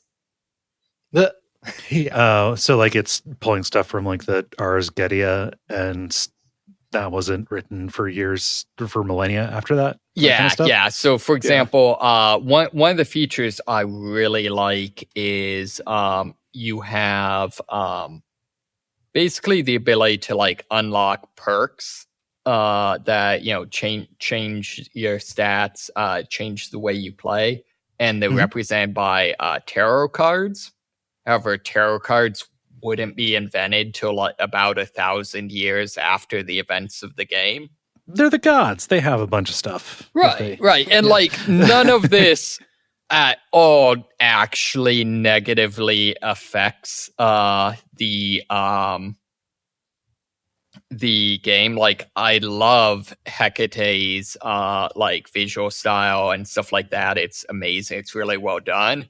It's straight up like a modern interpretation of what witches look like. Right. Again, none of this actually matters. It's just my weird like pet peeve, or not even pet peeve, but it's like. Is it weird. Like a nitpick, or is it like a barrier to enjoyment? Just a nitpick, Nick. Just a nitpick. Yeah, it's more just I see it and I'm like, oh, that's kind of weird. But no, it's all taking the game on its own merits, which I think is generally the right thing to do. It all works. It's just funny how much of it is very informed by like, at the very least, like medieval understandings of witchcraft, if not like modern Wicca and stuff like that. Okay. Anything else besides Hades 2, Dennis? I'll just make a quick note on a bit of a downer note. Is I played the playtest weekend for Arc Raiders, which was an extraction shooter I was pretty excited for, and got to the end of 5 or 6 runs. I was like, wait a second, I have not had a single moment of fun playing this game. Oh, they extracted all of the fun. They really did. They forgot to do that. A fun extractor shooter. Yeah, my main complaint is that none of the loot that you can find when you're on a drop or whatever you want to call it is actually exciting. Mm-hmm. Like you might be looking for a certain kind of part, and broadly maybe you can go to an area where it's more likely to show up, but you're still just like hitting open on containers and clicking through the loot as fast as possible, and then just hoping as you kind of move on your way that the thing you wanted popped up. Okay, just super boring, and RNG. Add to that when you open a container, you can't see all the loot at once. Like it populates like one slot at a time, with a second or two in between each item. Okay. Which I guess is supposed to simulate the idea of like you're rummaging through. That's actually a common extraction shooter thing. Right. Really? Okay. Yeah. I don't So it's like a press your luck I've kind of thing. Yeah. I guess, but the luck you're pressing is just that you get ganked or one shot by a passing robot or other player. Yeah. Sounds that's right. definitely the intent. Yeah. Yeah. It is unfun. And I have never not chosen to go all the way through the loot, and I've never had like a meaningful interaction based on that system. So it's just a time tax. Yeah. Yeah. So it's, the loot that ostensibly you were like risking everything to go in to find should be cool and exciting, and it's super wicked not. So yeah. Pass on Arc Raiders for me. Is it just early access right now, or? It releases on the 30th. Okay. So 2 days from when we record. They stated that like, hey, we're gating the like content to early game stuff just because it's mostly a server stress test. So you can't like get all the way through the quests or all the way into the crafting. But the realization I had is like, well, the early game stuff is an annoying slog that is not rewarding. Mm-hmm. So like, you're not making a good sales pitch. Exactly. Like the funnest, most exciting, hook should be up front. Yeah. If this is as bad as it is, I can't imagine the stuff you're going to try to do to me once you've got the hooks in. So, safe to pass on Arc Raiders in case you were wondering. Okay. And that's me. Literally, this looks like a game about which there is nothing to say. It doesn't look like anything to me. Yeah. So what if you rounded any interesting corners off of a genre that kind of had a moment and is a little bit past it? Yeah. So I think from some of the background stuff I've read, it seems to me that the potentially interesting air quotes about this is that it wasn't originally a PvP game. It was originally like a co-op PvE game.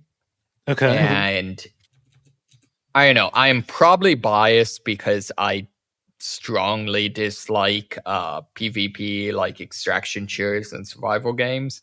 But from everything I've read, it seems like maybe they should have stuck to their original plan. Yeah, I don't know. There's too much interesting stuff to play to spend a bunch of time trying to figure out how to make this one interesting. Yeah. Bleh. I don't know. Anytime I hear about an extraction shooter, it's just like, oh, I need to go and check on the Forever Winter because that was rad. And also completely disempowering and not what somebody who plays an extraction shooter would want, I think. So. Yeah. Was that all, Dennis? That is all. Cool. Multiplayer. Now it is time for the multiplayer where we ask you a question and you answer it. Dennis, what is the question that you ask the nice people? Yeah, and this question actually comes from Desiree. So thank you. A very fun idea, as we'll get into. But there's a bunch of informal / non-canon nicknames for characters or places in games that the community has widely accepted that can be quite funny. So what are some of your favorites? And we'll get into them. Mm-hmm. And I'll get us started here with Stone Skeleton, who says, "Not a cockroach is a nickname given to the player character in Path of Exile, which is a goodie." So this is your hero, not a cockroach. I don't know enough of Path of Exile to, Eventually you meet a maybe deity or demigod or something like that who is not entirely convinced that your character is not secretly a cockroach that is like trying to sneak into her domain. Okay. And all so right. she, refers to you as, not a cockroach. Okay. Okay, that makes more sense. Let's see. Going on to the blue sky. Ben, what does the ugly machine say? The Ugly Machine says, "In Noida, a very Finnish game with all the Finnish enemy names, if you disturb the rock in the Holy Mountain areas, a flying skeleton wizard spirit named Steve, Stavari, is summoned to attack you. Do this 3 times, and his boss, Scott, Skuda, shows up instead." God, Noida looks really good. That kind of skinny pixel art is pretty great. And yeah, having Scott and Steve. Steve is Scott's boss. Everybody knows that. Yep. Which as like a progression, I know we're talking about the images, but like the progression between the two characters is very good at communicating this guy is the other guy's boss. They say that every pixel is simulated in Noida, so I want to know what the Steve simulation is like in that game. What was the what was the model they programmed? It's like every pixel's like this is water or oil. No, I'm just like what equation gets you a Steve? Yeah. Well, you see, it's simulated that every so often Scott assigns Steve to like go clean the toilets of the fantasy 7-Eleven where they work, right? Oh, maybe. Let's see. And Dennis, I need to get back to it because I'm looking up. I don't have an answer for this one, guys. I'm panicking. Or no, it's not the last one. Moxie, what does Threnza say? Threnza says, "The striking red and blue hair and eyes of the main character in Fire Emblem Engage got them endeared almost immediately with nicknames of Pepsi-kun and Toothpaste John." This is one of my favorite character designs just because of how much that they are straight up just like Pepsi themed. It is pretty funny that like literally nobody at the company told them that. Yeah. Oh gosh, it's like when a company chooses a name that is very easy to turn into something filthy. It's like, this should have been caught. You need to like run this by some 14-year-olds, guys. It's not hard. It's also a fun design.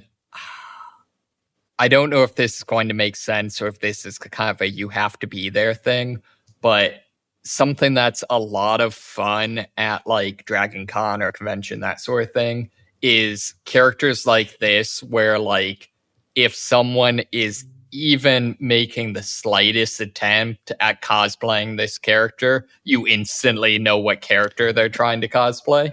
That has to be tilting things in its favor too. Oh yeah, just instantly, instantly clockable. Yeah. And Dennis, finally here, what does Atomic say?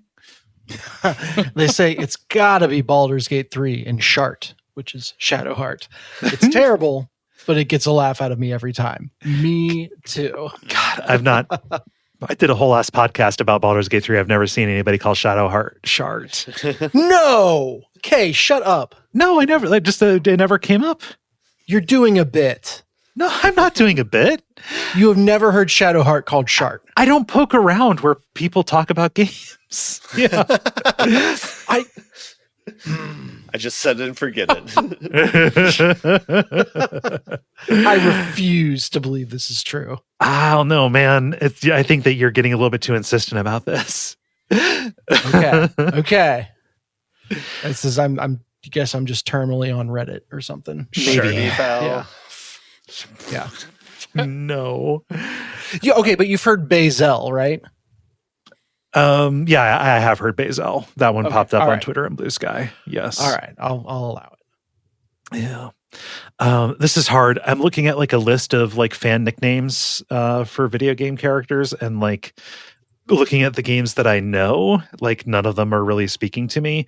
The only the only thing that I saw is actually kind of disturbing, but I did see this. Uh-oh. I did see this in referring. So in RimWorld, there are NPCs, like recruitable NPC characters that are useless because of their stats or because of their like perks and flaws. Just don't, it just doesn't work out. Like somebody like a pyromaniac in the RimWorld fan community, which gets to be a little bit grim dark for my tastes. Characters that are useless are referred to as hats because they are simply a source for leather, for clothing. Yeah. Yeah. Oh no. So I did see that. I like the implication though that it's specifically leather for hats. Yes. Yeah. Just like, oh, that's a hat. That's fine. Yeah. So I like the darkness and the grimness of it, knowing that it comes from the RimWorld community, which is grim and dark, does make it taste a little bad. But yes. Let's see, Ben, how about you? I think I technically have an okay answer because I was going to go with Magic the Gathering, but then remembered it's not a video game. But then there's Magic the Gathering arenas, so it kind of works. Yeah. They kind of have a long history of calling cards by like nicknames, which makes it really hard if you're watching like a Cube streamer to try and Google what they're actually picking or doing. But some of the good ones are Steve is the nickname for Sakura Tribe Elder, like STE, Steve. And so they call him Steve. Is he? Can you get his boss Scott? I'm not sure. There's Scoos, which is Scavenger Ooze. Okay. And then there's Bob, which is Dark Confidant. Why? What? I don't make the rules. I just watch the streams. But yeah, I think some of them were named after like actual people, like back in the day, and like the artwork were based off of like actual people. So I think it's something around that. But too lazy to Google. My favorite Magic nickname is what is that? Earthbind. The nickname is the hottest thing that has ever been printed. Oh yeah, I know which one that is. Yeah. At PRG, I saw somebody had like done like an embroidery or a like just somehow put that design on like a backpack. It was rad as hell. Earthbind is the one of the fairy that's like being like bound to the earth with vines. Yeah. Wow. The old Magic was pretty unbridled. The funny thing is, it's actually she's really bridled. well done art. Go ahead, Moxie. Sorry. I was just going to say, the funny thing is, it's actually really artistically done. Oh, it's great. It's not like it is not poorly done. I was about to say it's not prurient. Somebody definitely knew exactly what they were doing when they drew that. Yes. Yeah. Oh, for sure. I like that art style too better than newer ones as well. Yeah, it would be awesome if they paid their artist. Yeah, I know, right? Moxie, how about you? So this is one of the few where I've actually got an immediate good answer to. So in Final Fantasy Ziv, or Final Fantasy Online, one of the difficulties they have is being an MMO. You're creating your own character, but in advertisements and pre-rendered cutscenes, stuff like that, they need something to represent you. So what they have is a character that is basically the generic human male, which in the game is referred to as the Midlander.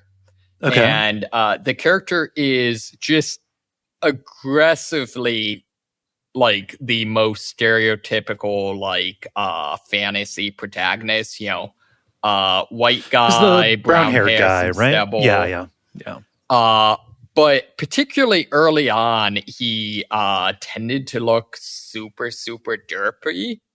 So since it's a Midlander model, people have taken to refer to the main character in the game as the Derplander. I see also he is referred to as John Final Fantasy. Yes.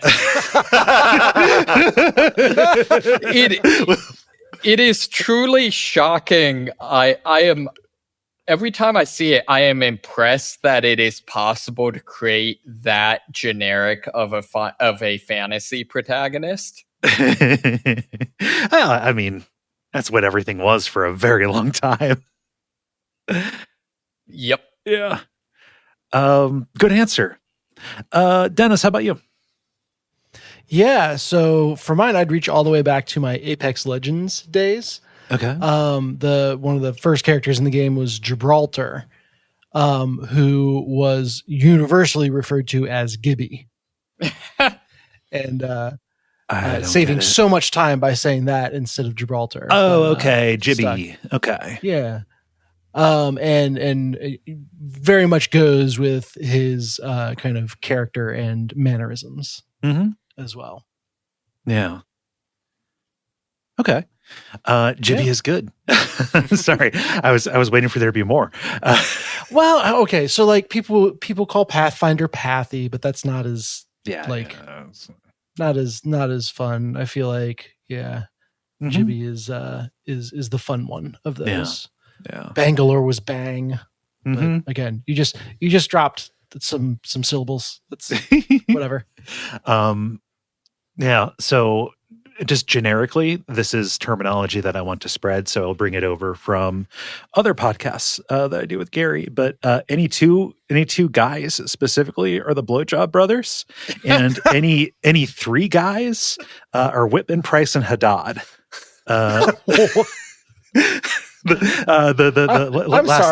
Last year's winners / losers from The Running Man: Whitman, Price, and Haddad. The movie The Running Man. Yes. Yeah, that's topical. To be fair, when I try to think of like what is a video game that just predominantly features two guys, the only thing I can think of is Army of Two, and those are definitely the Blowjob Brothers. 100%. Yeah. Oh God. I guess Deep Rock Galactic if you're only playing with one other person. Okay. Yeah. Do you have one for a foursome? No, I don't have one for 4 people, or we don't have one for 4 people. Okay. I don't think four like guys have ever gotten together before. So Whitman, Price, Haddad, and Whitman again. Okay.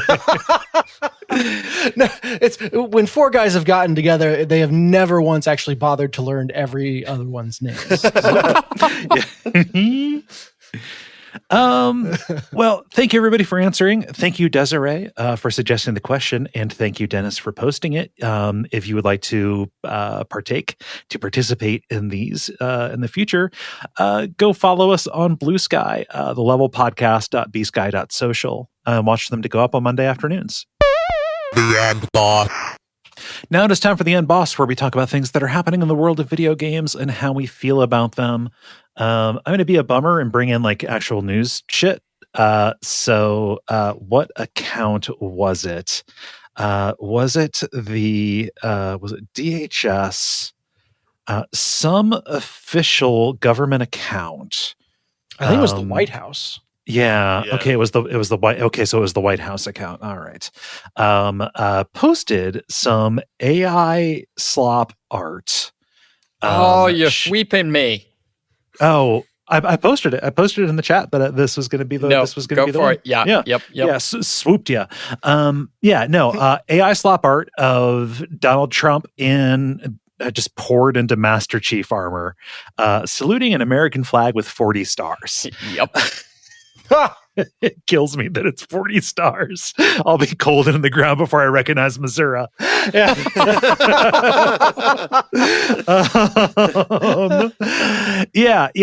Just continuing like a long streak. Like the DHS, I think, has been posting just straight up fascist art, like indistinguishable from Nazi art, except for the fact that the text is in English, all done in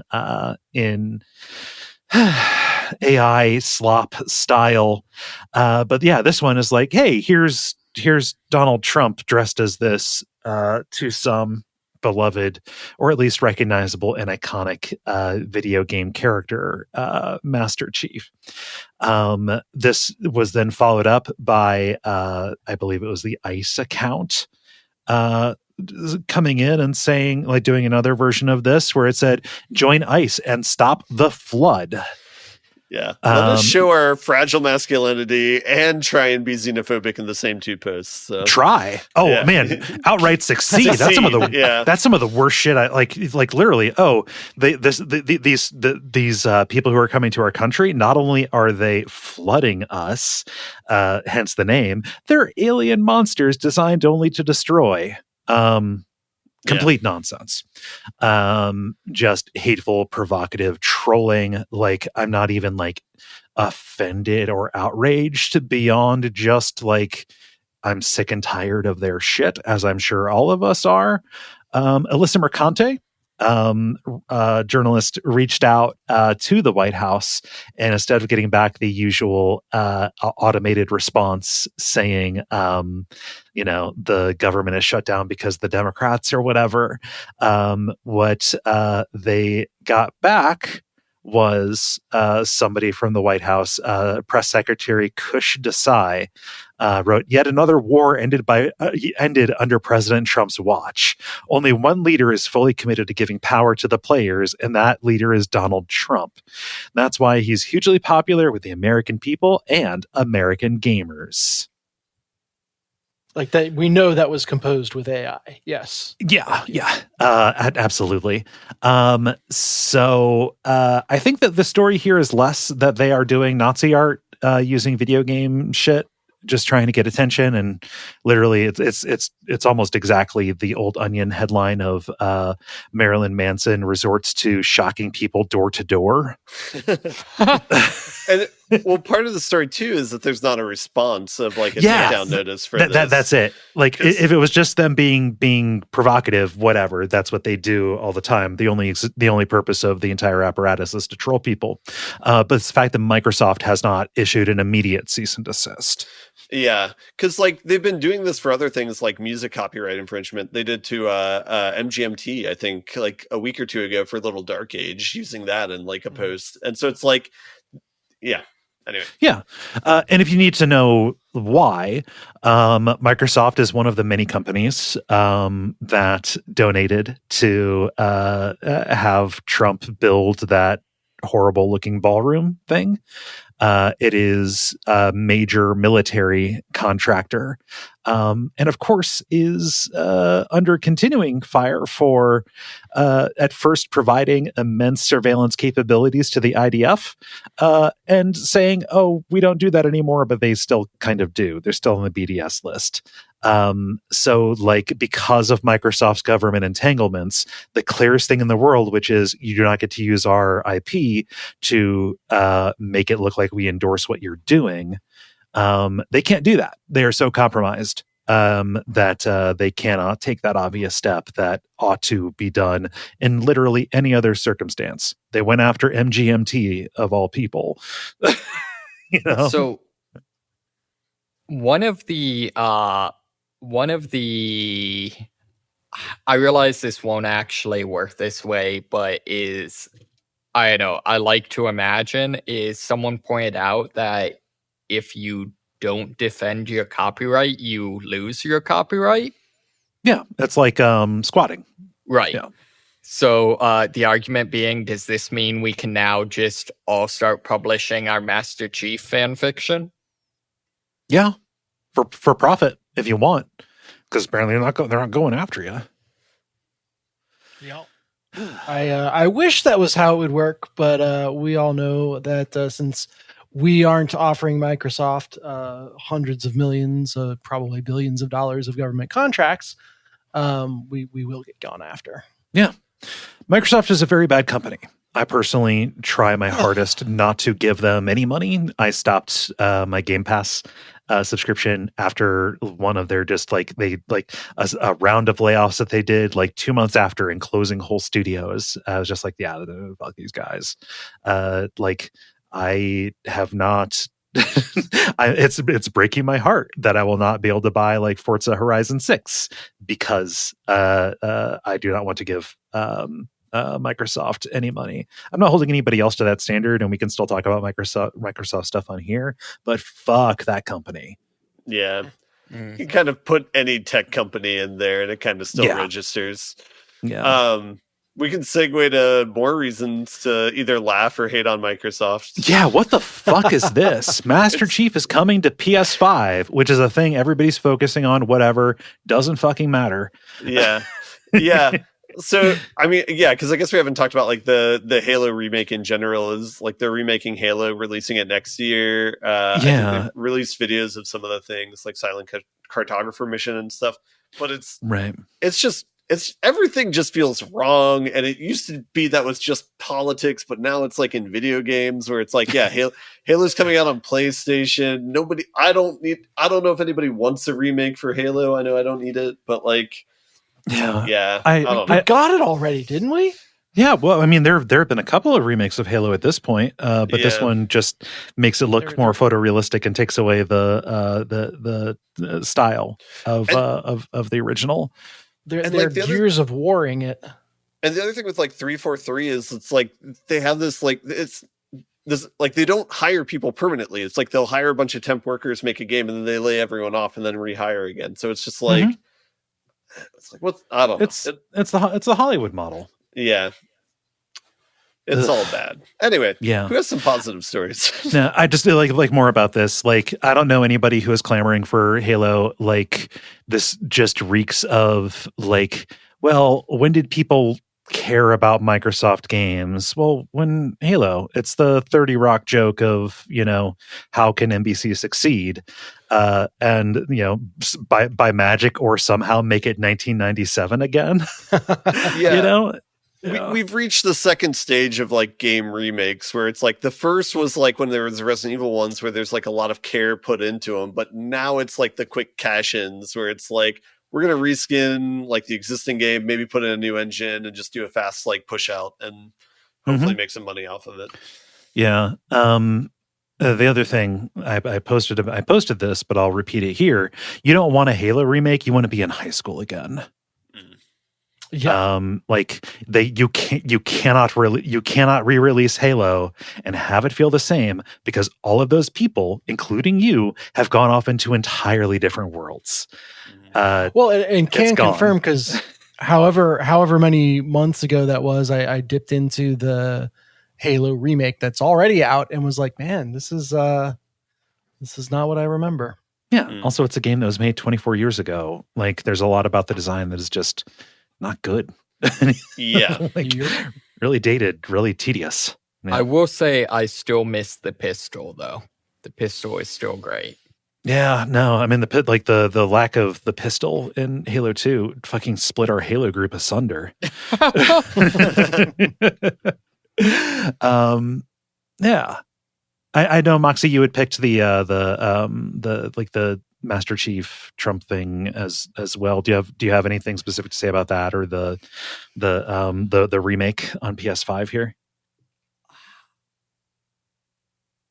Sorry, this doesn't translate to not video. I'm just shaking my head and like, yeah.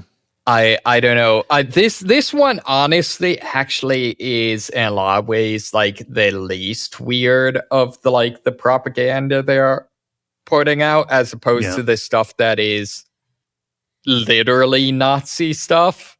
Yeah, the 14 word shit that they're doing. Yeah. And similarly, like the Halo remake is one of the less worrying things out of like the Microsoft Games division too. Oh, yeah. Like they're talking about like, oh, the next Xbox will play your Steam games, and everything you're holding right now is an Xbox too. Like they're clearly rudderless. They've lost too many rounds. I don't think that there is a vision. Well, the thing that's weird is, like, there was a point where, like, their model, whatever, what they were going for is, like, realizing, hey, the console wars are over. Like, we can just, everything we have, basically they realized, like, oh, if we release things on PC, because we own Windows, we still make money. And, like, I'm kind of shocked that they aren't continue on with that, because that seems like a viable, model. Yeah, and they're putting out $1,000 handhelds now. That's I don't know. Let's see, Dennis, give us a little bit of levity, by which I mean let's talk about some foolish investments. Yeah, scam money laundering thing implodes. For the longest time, Valve's Counter-Strike has revolved around loot boxes, and specifically around just putting insane amounts of money into getting rare skins. Yeah. These are things that you can only get by opening enough loot boxes to just luck into a random drop. Yeah. And because of the way it works, like there is a very expensive market for getting one of these, through a player that has put in a ton of money themselves. Apparently people considered this an investment portfolio. So you can imagine their horror when Valve updated the game to get away from the loot box model. This is not a surprise. Like pretty much every company is now moving to more of a battle pass, or at least a system where you can consistently get something outside of RNG. Yeah, well, I mean, it's a proof that even the threat of regulation gets companies to change their behavior. Like they could not have released their games in Europe if they didn't fix this. Yeah, sorry. Exactly. Continue. So yeah, I mean, it's not like they're making it a bunch easier to get these skins. You basically need to get 5 of the next tier down and then cash those in to get the hyper rare thing. So still difficult to get, but there is a clear path there. But what that has done is just absolutely tank the value in the market of these super rare knives. I guess the Stat Track knife is, I don't play Counter-Strike, so whatever. Now, another thing, in addition to the threat of regulation, another theory is that because of the way these things are unlocked, you basically do transactions through a third party to get them, and Valve wants some of that sweet cheddar. So by formatting it this way, it pushes people to actually make the transactions on Steam, where Valve gets their due. So doing the right thing for the wrong reasons. Love it. Yeah, so not to give them too much credit. This is objectively less hostile game design. And if your investment portfolio, and I'd like air quote the shit out of that, relies on a company, designing something hostile to consumers, you might want to rethink your investments. So, in other news, that next tier down of items, those have skyrocketed in value. Of course, because it's raw materials for the cool shit that people still think has value. Yeah. Now it still is not going to stop things from losing.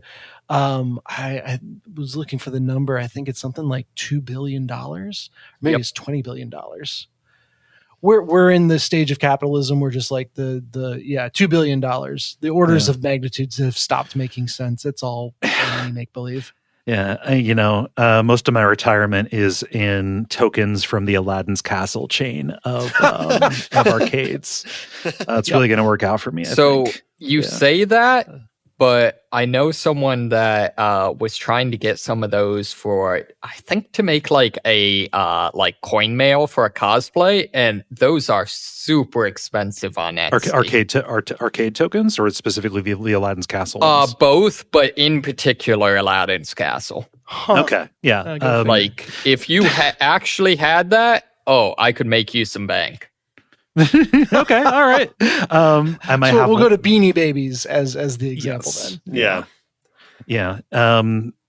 God, it's so funny. Mistaking gambling for any kind of like, even say like speculative asset, let alone as something that, God damn, our entire society is a sewer beneath a vampire's casino. It's just so fucking grim. Yeah. Like in thinking about this case, like I think it's like a gray zone of like what you value, you know, and what should be worth money and not or whatever. But the thing that's like purely not good is the fact that you've made this game into a casino. Like you made this into a slot machine. And so it's like, that's the part that needs to change. So at least this seems a step in the right direction, but it's not very far. But yeah. I don't know. I feel like it is hard for me to imagine, let's say, the perfect victim of this, where like I have a tremendous amount of empathy. Somebody, I don't know, somebody who's sitting on a shitload of this, hoping that one day it'll be valuable, is trying to rook other people into buying something valueless. So it's hard to have a lot of sympathy. Yeah. Yeah. Shoot, I don't know that I have anything more to say about that. No, I think that covers it. Okay. If any of our listeners were hyper invested in Counter-Strike skins, sorry, haha. Yeah. So no, I don't. You don't laugh directly at the listeners. I would like to think that this is so niche that anybody, because our listeners are smart and cool, if they ever engaged in any of this, it was just as a way to make a little bit of money on the side. That they could stand to lose then. Yes. Yeah. This is like the guy who did charity through crypto, and it's like, yes, we can force imagine a way that this person is not being shitty, but it's hard. It's really hard. As a side note, a single Aladdin's Castle token goes for between $1 and $5. Okay. All right. Huh. I don't know. How much did they cost to acquire? Weren't they basically quarters? So like, it was 4 for $1. Oh, fair enough. I don't know. How does everybody feel about buttoning it up? Let's button this bad boy. Okay. The credit. Thank you so much, everybody, for listening to level number 562. Sorry again about the couple weeks off there. We're back and we should be stable for a little while. If we saw you at Portland Retro Games Expo, thank you so much for coming out. It was a great time. And if we didn't see you, hopefully we'll be there next year or at another show or something. Yeah, you know what you can do to help out the show and the network. Leave ratings or reviews, leave comments where you can. Tell your friends, spread the word, and consider joining the Patreon if you would like to. As you're hearing this, another perk came out for the patrons. Every year I do a Halloween short story reading. I think this is like the 10th one that I've done, something like that. You can go there and get not just the new one, which I've done, which is I finally finished The King in Yellow, the 4 main short stories of that. The one that is available now is The Yellow Sign, but like there are a bunch available there for any tier, whatever you're at. So yeah, is there anything I'm forgetting? No, I don't think so. Okay, well, I have been Kaye. You can find me on Blue Sky at kaye.zone. I've been Dennis. You can find me in the same place under Furia Games. I'm Moxie, and you won't be able to find me because I will be wearing Halloween costumes. I've been Ben Merkel. And stick around for some titles.